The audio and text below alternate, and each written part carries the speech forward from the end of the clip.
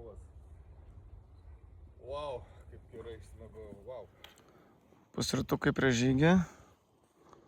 Ten Justo. Čia vaizdas. Žmonių nedaug.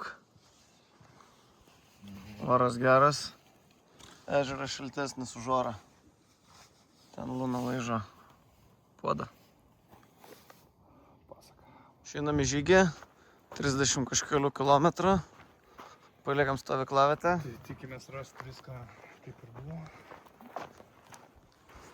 Čia scena. Ten BMS. Čia Luna. Ten kiti žmonės. Einame į Čepkelių mokamąjį taką. Labai pasisekė mum, nes šiaip negali lankytis Čepkelių raisto šitame take, nes tam paukščiukai peri ir panašiai, tai reikia ten su specialistu eiti. Bet nuo rugpjūčio 1 dienos galima ir patiem individualiai. Tai mes tai ir darysim, pasižiūrėsim, kaip atrodo šitas Čepkelių raistas. Tikimės labai įspūdingų vaizdų, nesu buvęs. Matysim. Lunai nebus galima kasti. Tai va, čia yra takelis kilometrą. Veda iki raisto.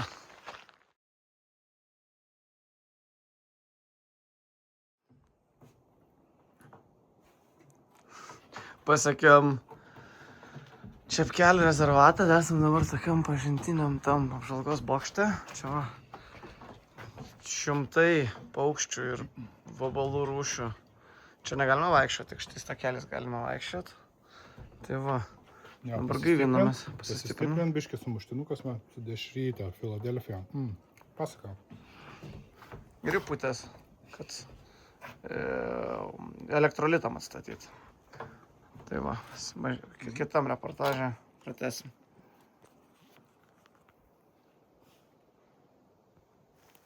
Sustojam Ogyčių. Ja, yra pilna mėlynų, kiek einam, čia jau 3 kartą sustojam, gaujam. Luna irgi gauja, bus užpakalis mėlynas. Parodyk, kiek pririnkai. Dar nedaug, bet jau 3 kartus suvalgiau. Žiūrėkit mano kas rankos. Va. Tai žodžiu einam, ten va Čepkelių rezervatas, o mes rezervate, tiesiog. Paprasti, kur mirtingieji gali vaikščioti. Na čia dabar priėjom tokius kopas lygumų.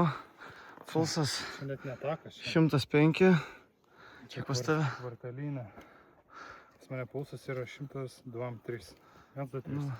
Čia toks aukštyn žemyn, ir einam per visišką smėlį. Klimpsta kojos. Luna alsuoja, jokio žarų nesimato nieko. Vandens beveik nebeturim. Gerai, kad turim bent po 2 ypas. Tai būtų labai liūdna.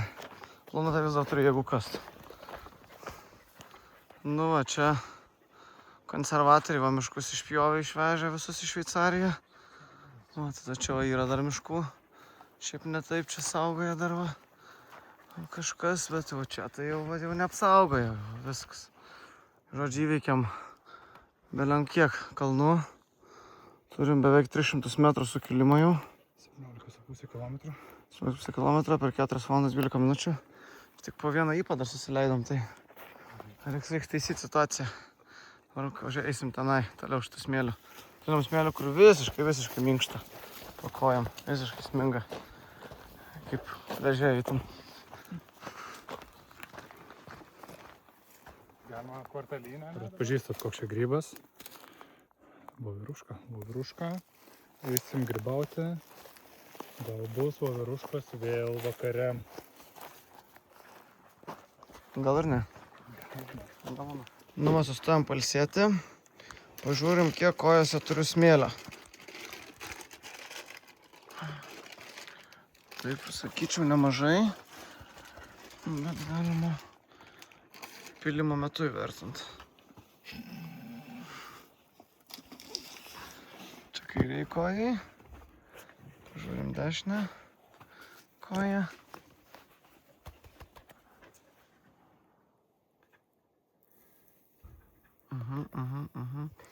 Sakyčiau, labai neblogai. Taigi, vandens nebeturim. Esam ant į Lynežerio kalną poilsiavietes, kurioje nėra nei kalno, nei ežero. Tai turim ipučių, riešutų. Turim grybą. Kas atsakys, koks čia grybas, galimai gaus prizą. Tai va, dabar gersim iputę ir žiūrėsim, kur į toliau. Stumbryną. Čia pagal Google Maps'us turėtų būti stumbrų. Bet kol kas ne vieną stumbrą nematėm. Luna atsigėrė prūdę vandens. Nes mums vanduo pasibaigęs kokius 5 kilometrus. O čia prūdas yra.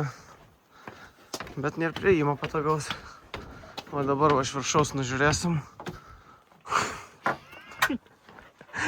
Aš tai turiu vandens. Va, koks prūdelis. Oi. Čia kažkur. Stumbrynas toliau. Tai vis tik čia stumbrynas, net stumbrą matom. Žiūrėkit, prizuminsiu jum. Uopt. Stumbras. Paparupapu. Vai matė stumbrą anksčiau? Buvau Kauno zoologijos sode. Beveik gyvai, gamtoj. Beveik laisvi. Tai prizuminsiu dar kartą. 3 stumbrai. Viens guli. Čia leksina, vienas stovi, vienas užpakalį rodo. Kaip ir neblogai, sakyčiau. Nebloga diena. Sugalvoja tą čia sukalę tokią tiltelę, apžvalgos aikštelę. Ir bet stumbrus užsiveisė. Jų čia, aš manau, daugiau, jie kažkur yra pasislepę dar. Net neaišku, ar čia normalus lietuviškas stumbras, ne iš čia AliExpress atsiųsti. Tai čia dar, žinai, viską gali būti. Tie patys 3, kur anksčiau rodžiau, bet žiauriai geriau atrodo. Žiūrėkit. Atrodo kaip alkanas banė. Visiškai nepavargau. 700 metrų iki ežeriuko. Lengvas žygis, 30 km. Eisim apsipirkti kaimelį dar. Jo. Bus labai skanu. Kipras gamins šakšuką su dešelėm. Kaip? Aš gersiu alų. Kipras gamins. Nes šiaip vienintelė pavargo Luna. Luna, pasirodyk. Žiūrėk, pavargus. Visiškai nebenorėt. Luna, nori dar eit? Visai nenorėt. Tai va. Tai vengro vyganiam šitas lietuviškos miškai netinka. Stepių reikia. Ką tik pahaiko. Atsigaivinam, buvom dar Raibiai. Nusipirkom Aneliumbo, Delightą. Nusipirkom ingredientų vakarieniai. Luna. Dabar va, valgom volfuką, alyvuoges iš vakaro. Iš tos mėsinės Valkininkose, kur nedavažiavus dėda, ragus pardavinėjo. Ir eisim atsipraust, nes kojytas tai ne kažką. Atrodo kaip anglis bučių kasis. Pavargusios kojytės. Buvo geriau atrodo. Nesukėdais vaikščioti. Tai tuoj pasimatysim prie virtuvės stalo. Taigi, šiandien gaminsim šakšuką. Kas nežino, šakšuka yra izraelietiškas pusryčiai, bet mes valgysim vakarieniai ir darysim Lietuvoje. Tai biškai bus kitoks receptas. Tai ko mums reikės? Mums reikės kiaušinių. Reikėtų konservuotų svogūnų, bet pakonservuotų pomidorų, bet neradom. Tai bus tiesiog paprasti pomidorai. Svogūnas, česnakas, paprikos ir reiktų dar kumino, bet kumino neradom. Paskaninimui feta, fetos sūris, kepimui alyvuogių aliejus, pomidorų pasta ir kad kelelis nedalkėtų, įsimesim dešrelių. Tai va toks va bus mūsų recepčiukas ir einame prie gamybos. Žinoma, reikės mums primuso, dujų, šitas beveik baigėsi. Jūs tas atnešė naujų, paklausom šitas va. Oi, belenkiek, šį kartą laužo nereiks. Peilio. iš švarių lėkščių. Nusipirkom feirą, tai lėkštis išsiplakam. Tai va, einam prie gamybos darbų. Taip, susipjaustam svogūną, matot, vėl stambiai pjaustam, nes gamtoje, kaip sakėm, smulkiai nereikia. Šis česnakas, kai neturiu spaustuko, česnakus galima taip sugelešti. Paspausti ir jie kažkas įvyksta, bet šį kartą neįvyksta, nes jie labai slidus. Tokie slidesni, bet irgi nieko tokio. Gamtoje galima česnakų ir nesuspaustų. Tai va, ką toliau darysim. Kadangi, kaip minėjau, neradom konservuotų pomidorų, tai imsim paprastus pomidorus, juos supjaustysim kubeliais ir apsimesim, kad yra konservuoti. Tai sustiksim kitam kadre.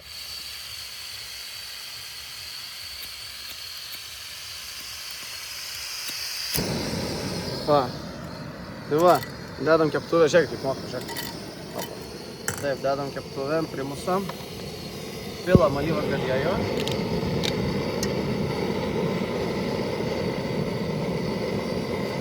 Nepagreitim. Čia gamtoje, žinokit, visko galima daugiau dėti. Ir pasirenkam, su kurio šaukštu šiandien viską maišysim, su šitu šiandien. Ir pradedam. Pirmiausia, sudedam svogūnus. Svogūnus kepame, kol jie suminkštės ir pageltonos. Tada dedame česnakus, po česnakų dėsime pomidorus. Tai kitam kadre susijungsim ir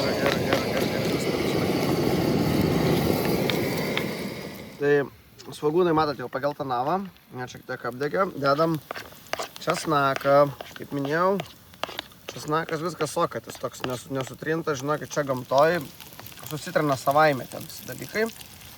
Česnaką kepam maždaug 1 minutę ir tada dėsime visus reikalus. Česnakiukai sukepė, pradės sklist kvapas, kai pradės sklist tokia kepto česnako kvapas. Pavostim taip. Tobulai.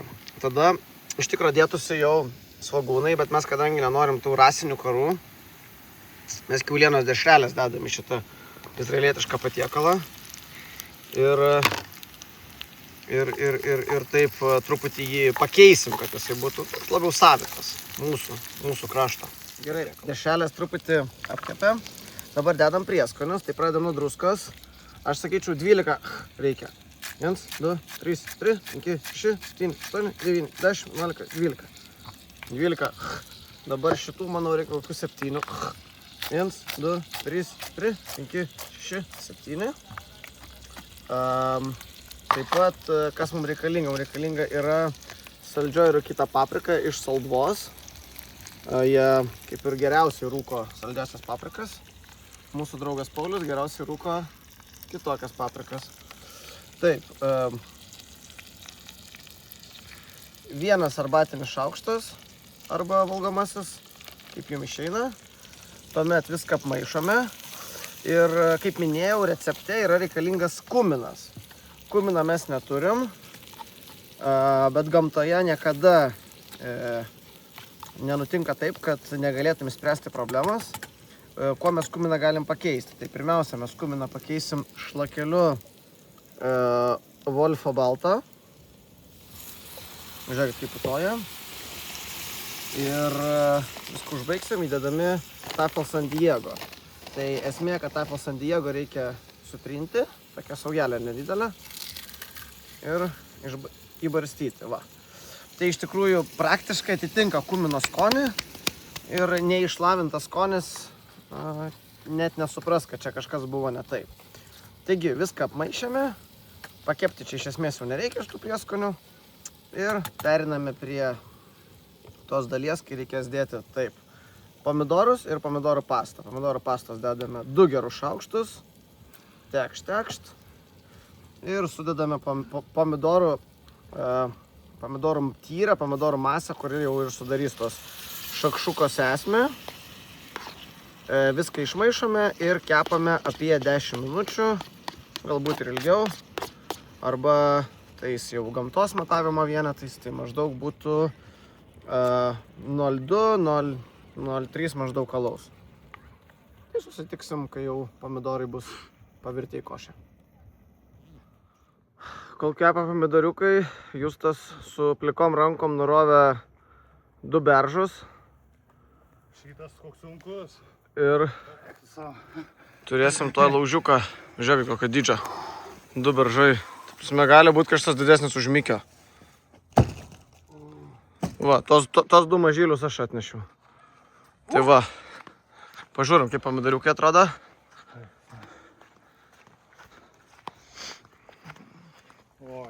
Pomidoriukai puikiai troškinasi. Manau, galėsim perėti prie kito etapo ir pradėti čia sukalti kiaušinius. Liaudės išmintis byloja, kad marškinėlių rankovės trukdo kapojimo veiksmui ir dėl to visada reikia be marškinėlių kapoti malkas. Pažiūrim, kiek bus sėkmingas šitas kapojimo procedūra, bet jaučiu, kad to bus laužas.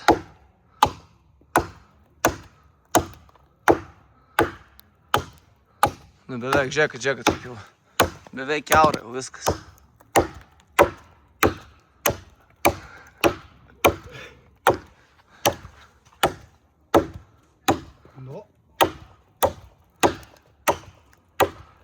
Man atrodo, su rankom perlauši greičiau negu su kirviu. Luna, ateik čia! Luna, ateik čia! Yra. Kaimynas pamatė mūsų be maikės ir suprato, kad jeigu neduos pjūklelę, tai čia tęsis šitas kapojimas, tai jis tiesiog pjūkliuką atnešė. Bet tai ką, žinau, čia vaikų darželis. Luna! O šitas kaimynas. Luna, ateik čia! Vaikų darželis. Vaikų darželis, žinai, ką čia, kai smėlio dėžėlė. Nu, tai sakau, visiškai, čia kaip iš daug smėlio dėžę padaryti reikia. Tiesiog atneši dėžę ir viskas. Gerai, viskas, aš einu kiaušą kepti. Tai va, atnešėm šapelio. Ir šiandien kursim kaip purviniai žmonės su tokiu va, tokiu daiktu. Žiūrėsim, ar gausis ar nesigausis. Šiandien mūsų bando, irgi be maikės.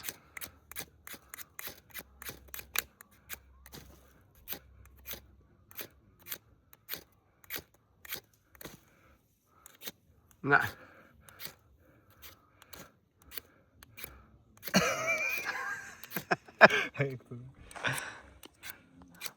Net popierius nesistega? Ne.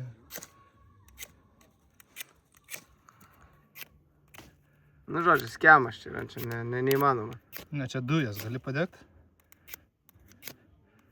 Dujas. Antras bandymas per kūno degtukai. Prašau, parodyk, kaip reikia.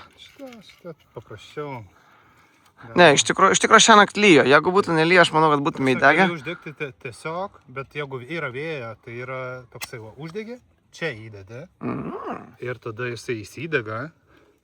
Ir va taip gali. Ir jūs vaikai, kurie veipinat, niekad neišmoksit šitų pamokų. Va, žiūrėkit, va kaip nedega stipriai iš tiesų suspigliai. Nes naktį lyjo čia, nedaug, kelias minutės. Bet gerai, kad tualetinio popieriaus miške radom, tai lengvai uždegsim. Gerai, kitas kadras degantis laužas. Paskutinis etapas – kiaušai. Reikia bent 4 kiaušinių. Mušam tiesiog iš raudoną skystį. Ir galėsim truputį padidinti temperatūrą, kad daugiau keptų. Reikia, žinoma, pradžiai duobutę padaryti, kur kiaušinį daryti. Tai šitą aš praleidau. Bet buvau labai užsiėmęs kitais reikalais, tai dėl to kartais tos klaidos įvyksta. Va čia va dar viena duobutė bus ir čia bus 4 kiaušas. Opa. Ir dabar koks yra tikslas mūsų? Baltymai turi iškepti, o triniai likti dar skysti. Nebent jūs nemėgs skystų trinų, tai tada galima viską iškepti. Tai va, truputį padidinam, duodam gazą. Klausykit. Parodyk, kaip pasidėjo gazas. Va, daviau gazą. Nu ir dabar žinokit bus čia vaizdų. Ir pabaigoje dar feta sūrį dėsim. Gerai. Na, jūs tiesiog pažiūrėkit, kaip verda. Matot, baltymai baltėja. Triniai vis dar savo vietoj. Justas kapoja malkas. O laužas jau pradeda kūrentis. Gražus ir prašmatnus. Viskas pasiekėm norimą rezultatą. Baltymai subaltėjo, triniai vis dar skysti. Kągi darom, kad barstom fetą. Fetą barstom ant visko. Pusę pakelio, 100 gramų. Ir tą užbarstytą fetą tiesiog susidėsim, jinai neturi ištirpti, neturi sušilti. Taip ir valgysim. Ir einame mes vakarieniauti. Skanaus ir jums.